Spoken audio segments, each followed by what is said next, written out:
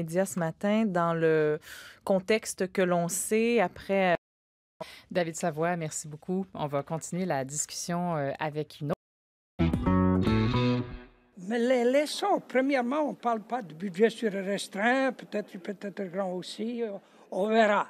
Alors je parle de la programmation. La programmation est excellente, on a la qualité.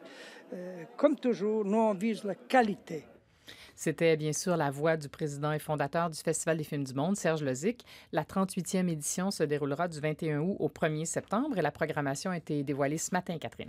Oui, l'équipe du festival qui rencontrait les médias ce matin dans le contexte que l'on sait après, entre autres choses, ces annonces il y a quelques semaines, les pertes de subventions à la fois de la SODEC, de Téléfilm Canada et de la Ville de Montréal. Il faut le rappeler quand même, c'est 680 000 qui ont été retranchés du budget du festival. Ça ne peut pas être sans conséquences. Ben voilà. Alors, on sentait un certain malaise ce matin. Et d'entrée de jeu, on a demandé aux journalistes de ne pas poser de questions à ce sujet et de s'intéresser qu'à la programmation.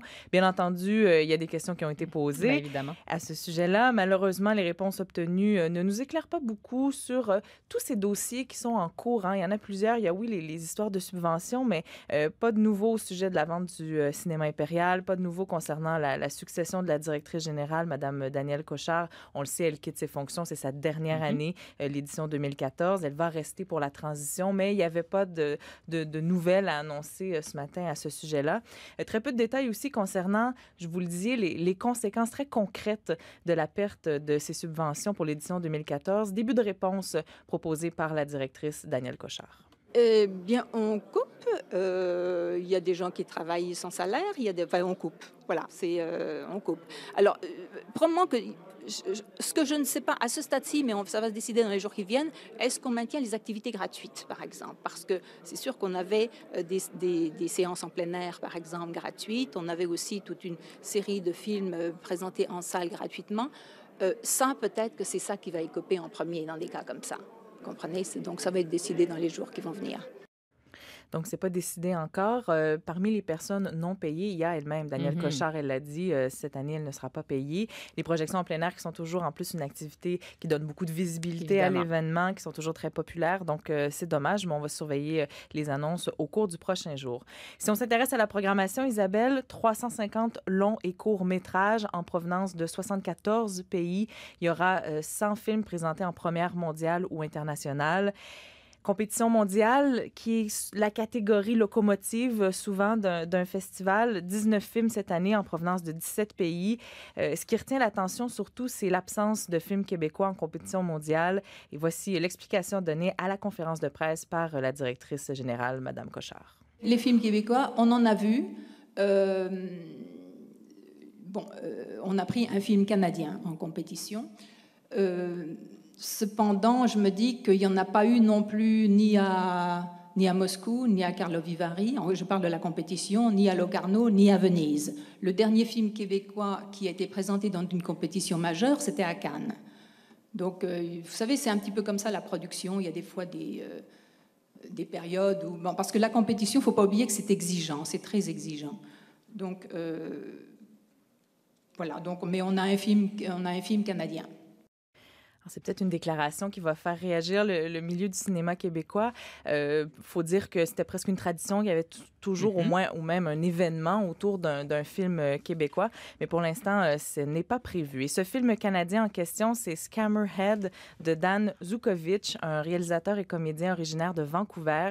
Il avait réalisé en 96 The Last Big Thing. Et ce matin, ça a été difficile d'obtenir plus de détails concernant ce film-là. On ne savait pas trop, en fait, ce qu'on pouvait nous dire. À surveiller dans la compétition mondiale, des noms peu connus. Il faut dire que le festival le répète souvent, on ne court pas après ce qu'on appelle les gros noms, mais voilà, il fallait quand même le souligner. Il y a un film italien qui pourrait peut-être intéresser le président du jury, qui est italien, Sergio Castellitto. Il s'agit de Un ragazzo d'oro de Pupi Avati, un film qui met en vedette Sharon Stone. Il y aura aussi un film français qui a été tourné en partie, en tout cas en 2011, un film qui s'intitule Un homme d'État de Pierre Courrèges. Et Et ça raconte, vous allez sourire, ça va nous faire penser à quelqu'un, Isabelle, les tractations de l'entourage politique d'un président de la République impopulaire en pleine campagne pour sa réélection. Film venant de la France, François Hollande. Mon Dieu, de qui peuvent-ils bien parler? Mais je vous dis, ça a été fait en 2011-2013. C'était prémonitoire. Voilà. Il y a un film chinois aussi, Le patron de l'usine de Zhang Wei, où on s'intéresse à une usine d'exportation de poupées. Les images qu'on a vues ce matin étaient assez glauques, donc on va surveiller ça. On nous a parlé aussi d'une imposante délégation du Japon.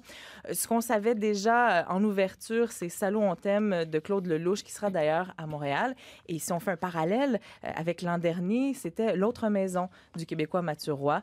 Alors là, encore une fois, un film... est-ce que c'est un film québécois remplacé par un film français? Pas nécessairement, mais bon, là, c'est un film français qui sera du côté de l'ouverture. Dans les documentaires, j'ai trouvé quelques Canadiens, quelques Québécois. L'heureux naufrage, documentaire de Guillaume Tremblay, une réflexion sur la spiritualité. Il y a aussi un film qui va peut-être faire jaser, Sex, Fame and Murder, l'histoire de Luca Magnotta, un documentaire réalisé par la Canadienne Naomi Hiltz. Et évidemment, si vous êtes très intéressé ou amoureux du cinéma de la relève, des premières œuvres, c'est vraiment l'angle que se donne de plus en plus le festival. Est-ce vraiment un choix?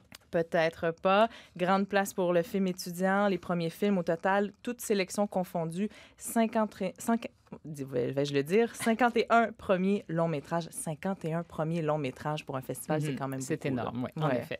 Eh bien, merci, Catherine Viribelli.